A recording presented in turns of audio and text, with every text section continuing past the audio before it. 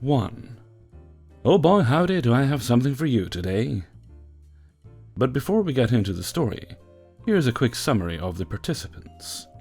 Me, 7-foot-tall bearded, not very thin dude, who likes to fly drones on fields and take pictures with them, and is not a native English speaker. The last part is not important to the story in itself, but an excuse for potential grammatical or orthographical errors. EP, short-haired Karen-type mother with a voice that could make glass shatter. EB, her apparently not-so-bright chocolate-loving kiddo, who still had brown splodges on his chin from the helpless Milka bars he must have devoured only minutes before the incident. LD, lovely doggo, an absolutely adorable little pupper, and obviously the smartest in their family. BD, big drone, €500, $557. Unique Q500 4K quadcopter with 4 props, each over 30 centimeters, 11.8 inches long, made from hard plastic and quite sharp.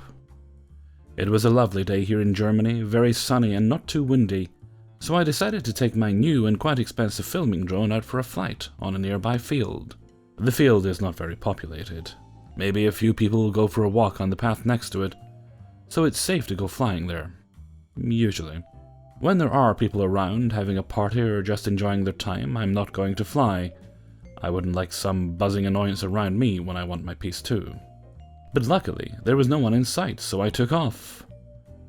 Went up to about 100 meters, 328 feet, and began flying around looking for nice places to take photos of. I've been flying for a long time, and am familiar with people coming up to me and asking about the thing I'm flying and what it can do. Usually those people are really nice and interested in drones, so I tell them, I'd love to explain everything to you, but please let me land the drone first, because it's quite dangerous with its 8 spinning plastic knives on top. Of course, I had some bellends trying to grab my drone. Sometimes even when the props were spinning, a great way to lose a finger or two. But after I tell them off, they understand and wait, or bugger off. It also occurs often that people who are walking around behind me, I stand with my back to the path, because I want to watch the drone, obviously, and suddenly stopping out of my field of view, or so they think, to watch me and my drone. It's always amusing to hear the footsteps suddenly stop, and hearing them whisper, "Look, a drone!" Mostly it's just adults who do this. Maybe children are more fearless and always come to ask me, if they're not stopped by their parents. But today, oh no. I was just up to the height I wanted to go when I heard someone come up to me. Excuse me? Hey, what is it? Is that a drone? Yep, if you like I can show you a bit about it, but let me land it first. I don't want to let it out of sight. No need. Can my kids see what the drone is seeing? Yeah, sure. Since the drone has GPS and all that other technical stuff, that keeps it very stable in the air, and it's no problem to show the display on the remote to other people. But please don't touch anything. I had my eyes on the drone the whole time, so as I turned around I saw the most Karen-ish Karen I've ever seen. Her hellspawn slowly waddling towards me, followed by a cute doggo. Oh boy, let's hope this won't be like those entitled parent stories on Reddit, I thought. It would be. So I turned around, showed the kid the remote, shortly explained what all the buttons do and what the symbols on the screen mean, and then I flew around a bit, turning the camera and pointing it down to look at us on the ground. The kiddo was amazed by it, but made his first fatal mistake by trying to reach for the remote. Sorry buddy, but you can't touch it, it's too dangerous and very expensive. Okay. And waddles 2 steps back to his mother. I turned my attention back towards my drone, thinking that was the end of it. He was wrong. Mom, I want one too. A sentence I hear almost every time a kid and his parents watch my drone. No, not now. But Mom! Hey, can my son fly your drone? He seems to really like it. Nope, sorry, there's no way I'd hand over the remote. That thing costs a lot of money. Oh, come on, he won't break it. No chance with this thing, but if you really want one, I suggest get a cheap mini drone from a toy store there. Mom, I want to fly. No, I'm not buying something he'll get bored of very soon. And she tries to grab my remote. Bad mistake. I flip the switch on my remote, which makes the drone fly home to the starting point on its own, with my right hand, and block EM, who is a lot shorter than me with my left arm, turning away from her. The drone begins to descend to the ground. And I wish I had switched it into smart mode to watch me and start recording. That would have been gold. What the hell? Fuck off, mate. How dare you use those words in front of my child? Then don't reach for my damn remote when I said no, for fuck's sake. EM takes a step back, thinking maybe about another attack. If you don't let my kid fly, I'm calling the cops! Pardon, what? Yes, you attacked me. I will tell them. Then my kid gets your drone. I don't think so. You know, the drone has been recording this whole time. I'll show the police what happened. A lie, unfortunately, but it worked. In the meantime, my drone had come down to Earth, standing on its starting place about a meter or so away from me, the rotor still turning. EK walked towards it, hand reached out. I take a quick step forward and grab EK by the shoulder and say, "Those blades will chop your fingers right off, now get lost," pointing into the path behind us. The kid looks scared to death, runs back to his mom, who, after cussing me out a bit more, takes him by the hand, calls for the doggo, who buggered off as soon as shit got serious, clever boy, and they all walked away. I packed my things and went home as well. Had enough for the day. 2. This happened a couple of months ago when me and my friends went to a local summer camp up in the mountains near where I live. Me and my friends each had to drive a couple hours to have what we thought would be an amazing week full of fun. While I still had a good time, not all went perfect. It all started on the first day of camp when everyone was being dropped off. Where me and my mom were trying to drop off my EpiPen for my peanut allergy when overheard this. "I just want to hand in these vitamins for my kid." "I'm sorry, ma'am, but these are expired. I can't accept these." "Excuse me. He needs his vitamins daily." "Again, ma'am, we are not legally allowed to accept these. These are expired." "But he needs his meds." They appeared to be gummy Flintstones vitamins. I didn't hear the rest, but considering there was just a 90-minute hold-up due to traffic because of a car crash, everybody is getting pretty antsy. I go to one of the available med turn-in stations and get it dealt with. Just finishing our last activity, it was approximately dinner time. Around 6:30 p.m. Not that any of us had clocks or anything, the camp prides itself in being technology-free after all. We circled around the table, enjoying the meal for dinner that night. I communicated to my friends Charlie and Q. We would talk about a lot of things, considering we shared all of our activities with each other. At dinner, however, we could talk about whatever we wanted to. Our group was no longer bound to a certain subject we had to focus on. We discussed life until interrupted by the camp counselors, informing us that after dinner we would be playing Capture the Flag. Seemed like good news, right? That's what we thought, at least. We discovered that our cabin was all together because teams became sorted out by cabin. We headed back to our sleeping quarters, prepared anything we needed real fast, and left. That's when things got interesting, and our whole point of view on the camp would change. There were 4 teams grouped by squares. We had a couple of limits, but mostly everything that wasn't a mountain or the parking lot was fair game. I tried to stick with my friend group, but eventually, for the better of our team, we split up. I running, attempting to gather flags or stop others, and doing a pretty good job at it. That was until I, about to catch a member of the other team when I dived too hard, ended up with a twisted ankle, barely being able to walk, but little did I know, that was the least of my friend group's problems, which I would soon figure out. I get up, limping on my way to find the others. That's when I find Q. "Hey bro, how's it going?" I greet him with. Not great," he responds, sounding very unenthused. "Yikes, what happened?" I questioned concerningly.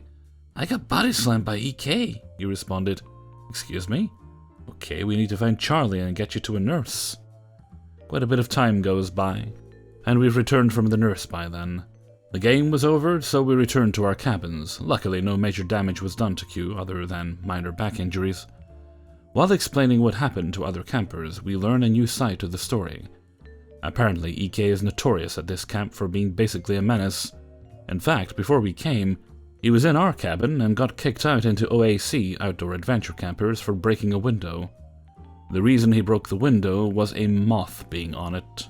He also drop-kicked a 7-year-old, tackled a 10-year-old girl, and even tripped another person in our cabin, leading him to fall into a bush of poison ivy. Anyways, we kept enjoying camp for the rest of it, and all of us look back at it as a positive experience. We made lots of actual friends who genuinely treat us nicely. This was luckily the last year he could attend due to age. However, I do believe they should have kicked him out permanently a long time ago. 3. A few years ago, in the middle of good old Canadian winter in January, my mom was heading to her car to go to work.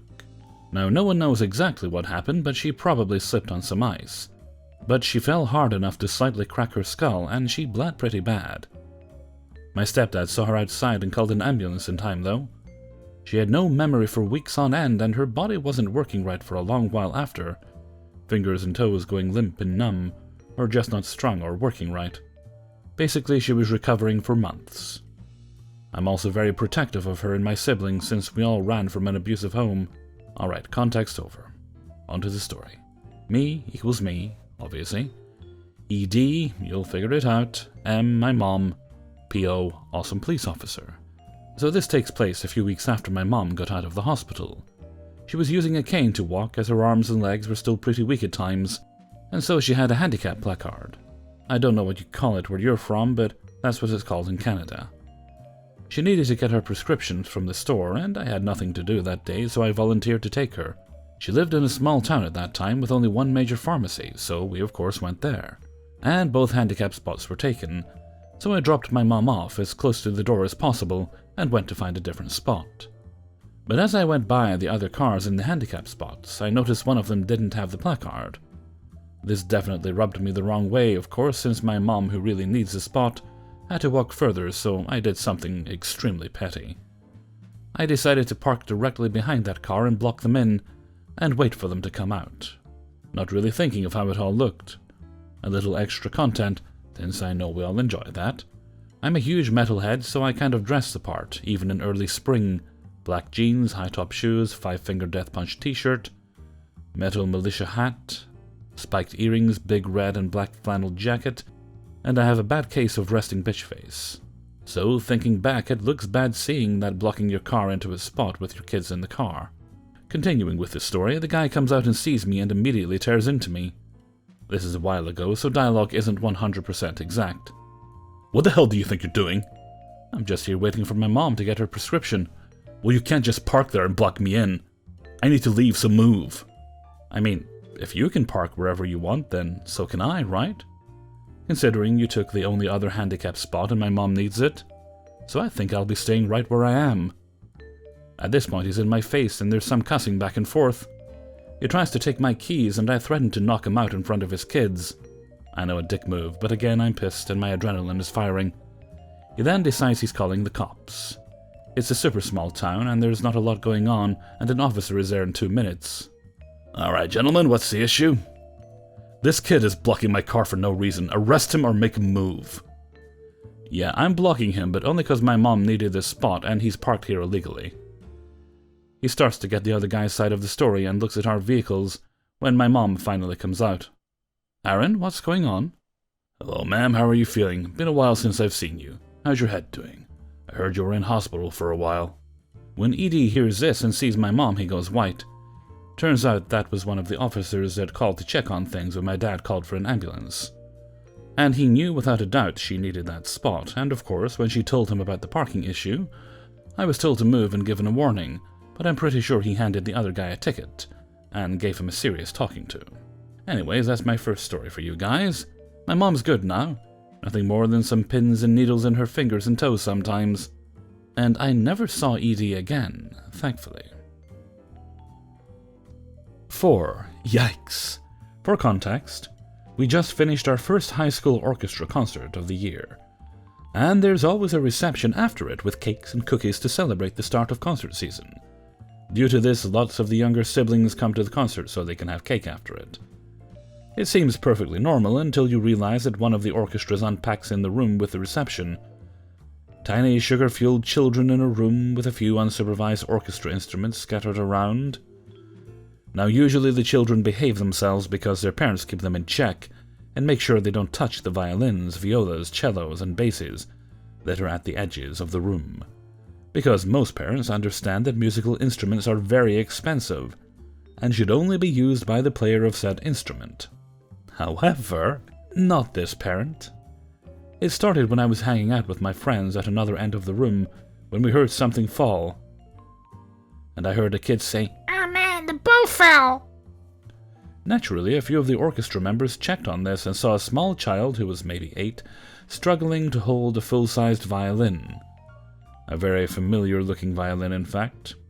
I looked over at my case and saw that this child took my violin out of the case and was messing around with it like no big deal. Due to the nature of orchestra kids, there was already a few kids telling him to put the violin away and leave it alone. The kid didn't stop, and I showed up to tell him that the violin was mine and for him to please hand it over to me. This was when his dad showed up. "Are you telling my son to put away that viola? He's pursuing his musical interests. Let him be a kid. Don't you need more members anyway?" I'm really sorry, sir, but that's my violin. I really care for it, and my parents say that if I break it, I'll have to pay out of pocket to get it repaired. So I really don't want your son to break it. Can you tell him to give it back? "No. Since that's your violin and he chose it, you should teach it to him. I won't be paying you since he chose your violin out of all the ones in here. You should be honored. Besides, you probably don't understand the value of money anyways." I'm not qualified to teach music lessons. Even then, that violin is too big for him. If he wants to play violin, you should start him off with a quarter or half violin. "Hey dude, look what I can do!" The kid proceeds to play a string and then let go of the fingerboard for a second, having him almost drop the instrument. Kid, I appreciate you trying to be creative, but please don't do that. You can have the violin fall and I'll have to pay for it. Do you know how much a violin costs? That bow alone costs $500. "No, it doesn't. That whole set of the case, violin and bow costs $200 max. How about this? He has your violin now, and I'll give you $75 to get a new one." Are you insane? No, I've had that violin since 6th grade. That specific violin holds a lot of moral value to me. I'm sick of reasoning with you. I'm going to take the violin now. "Okay, here's the violin!" The kid holds out the violin with a suspicious grin on his face. I reach my arm out to take it back, and the kid just fucking drops it in front of my face. I grabbed it before it fell to the ground. Are you out of your mind? What gives you the right as a parent to allow your child to go around haphazardly handling fragile objects that you don't even own or know how to handle? What is wrong with you? Let's just hope your crotch goblin didn't mess with the strings. I checked the strings, and sure enough, the kid had messed with a lot of the fine-tuners. I try to retune it, and the E string snaps. "Huh. You poor violin broke. Now pay your $500 to get it fixed. Have fun. Bye." He starts to leave. Breaking a string is extremely different than dropping it and shattering the wood like your child was about to, so okay, bummer. And he just left. No comments or anything. Luckily for me, apart from the E string snapping and the other strings being a bit out of tune, nothing bad happened. I'm actually mildly hoping that this guy and his kid are there at the band concert on Sunday, because it would be absolutely hilarious to see a bunch of band kids chaotically attacking this guy for even touching their instruments, rather than just trying to talk the kid out of it. 5. So I feel like I need to be pretty clear about my accomplishments and everything. I have a nearly perfect GPA. I have taken over 70 college credits, and one of my majors is education. This being said, I figured I could make some side cash as a tutor while at college. I'm planning to teach middle school and high school, so I created an account on a tutoring website and got involved with a couple of local schools. I got my first call about a week ago from a nice mom, NM, who was asking me to tutor her 15-year-old son, S, in history and English. I asked her for any details about her son. She explained that he's brilliant at science and math, but has no motivation for English or history. She hinted at a learning disorder in reading, such as dyslexia, but I didn't pry too much since she seemed protective of her son. NM and I scheduled an appointment for me to have essentially a quick homework session where I could get to know her son and how he learns. I would not be doing a full tutoring session. She explained to me that while she wouldn't be home because she had to take a smaller child to the doctors, her husband would be home, and that he shouldn't bother us. At this point, I let her know that I only charge a $10 consultation charge for the first meeting, which I request directly after the session. But I do charge $15 an hour after that, which can be billed. She agreed and forwarded me the address. When I arrived the next day, sure enough, the entitled father, EF, was home. I hadn't recognized the address at first, because I'm way too poor to live in this area. This house was at least 3 houses, and there was a Porsche in the driveway, with the bumper sticker of a very expensive private school. When I knocked on the door, the greeting I got was a little rude, but I didn't think too much of it. Who are you? I'm the tutor for S.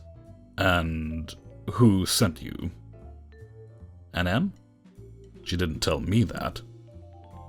Are you sure? My name's Tenlin 1. Oh, right. Yeah. Come on in. S is upstairs. I headed upstairs and met with the son. I'm autistic, so I like to think I have some sort of autism-centered gaydar. I was almost to immediately peep out that he had a special interest in chemistry and physics, which made history and English difficult for him to focus on. I did, however, realize that putting chemistry and physics into those 2 subjects. This question is asking for an example on how this war affected Americans at home. Do you think there were any science jobs created by any chance? We were able to get his history homework done, but like I had explained to NM, this would not be a full session. I collected my things, now having enough to go off to form a plan. I headed downstairs to collect my payment from EF, who was sat on the couch watching TV. Hi, I'm sorry, NM and I agreed on a payment of $10. She didn't give it to you already? No, I only collected after the tutoring session. Are you done already? It's been 45 minutes. I'm not giving you $10 for 45 minutes. Well, It's very unprofessional of you to assume I would pay for that. I charged $10 for the first meeting. Since I'm mostly trying to get to know your child, we don't actually complete much homework at... Excuse me, you want me to pay you and you didn't even do anything? I have a special needs child, and you think I can afford to be paying for just anyone to come in here and do nothing? At this point, I sort of looked around the house, almost completely by accident. I was just sort of shocked that he could be living like this and be claiming to be broke. Sorta, yeah. How much is your going rate, huh? $15 an hour. That's absurd.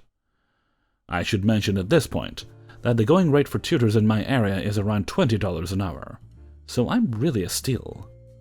I don't feel like it is, but that's not the problem right now. It's only $10 for today.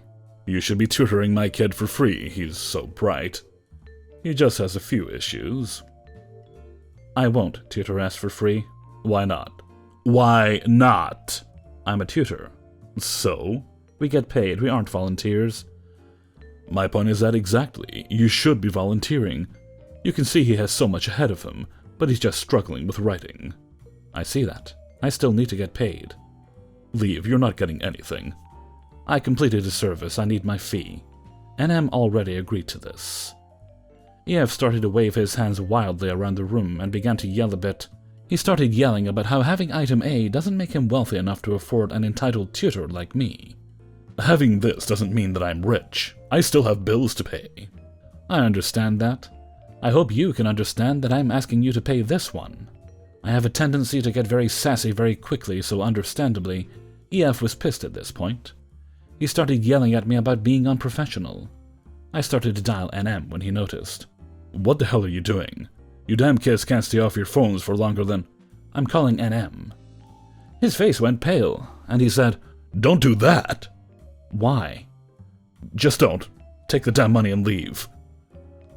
At this point, EF finally handed me the $10, and I happily got into my car and left. I couldn't believe, really, that I had acted that way over $10, but then again, I had an agreement. NM called me the moment she got back from the appointment to apologize for her husband. She offered to pay me $18 an hour instead, but I said no. I don't think any amount of money is worth going through that every time. Hey everybody, Hellfreezer here, and thank you very much for listening to the Impractical Proudness of Parents. IPOP number 24. And thank you very much to everybody who allowed me to use their stories in this video. Very, very chilly tonight. I'm currently recording with a duvet wrapped around me, so apologies for any rustling you might have heard during the video, but it was comfy. Well, I'm just enjoying the quiet of 3:45 in the morning. Thankfully, nobody out with fireworks, dogs are silent, Just the occasional car, truck going by in the distance, actually quite calming and relaxing. I should enjoy it because in a couple of hours, and I'll likely still be up then, the world will wake, and the tumble and bustle of the day will begin. I, however, plan on being rather lazy this weekend. When I'm done with this, I'm going to get a few more hours rest. I've technically had half a night's sleep. Then I had to wake up to do some work. Which sounds bad, but it's actually a good sign. It means I'm kind of getting my sleep sorted out, more or less. Then I'm going to have a very lazy Saturday. Then I'm going to have a semi-lazy Sunday, because there's a thing I've got to record. But when I'm done with that, I'll edit that and send it off to the person it's to go to. And that's the second of 3 big projects down. The first being Glitch Monthly, which was done. That went up on Thursday. If you do like the glitch videos and you didn't get the notification, it is out and waiting for you at your convenience. And the second is this little thing, and the third will be the next Glitch Monthly. And once those are all tidied up and wrapped away, I can begin prep work for taking a week off in December. Yay! Okay, and with that, I'm going to head off for now. So until next time, thank you very much for listening, and take very good care of yourselves.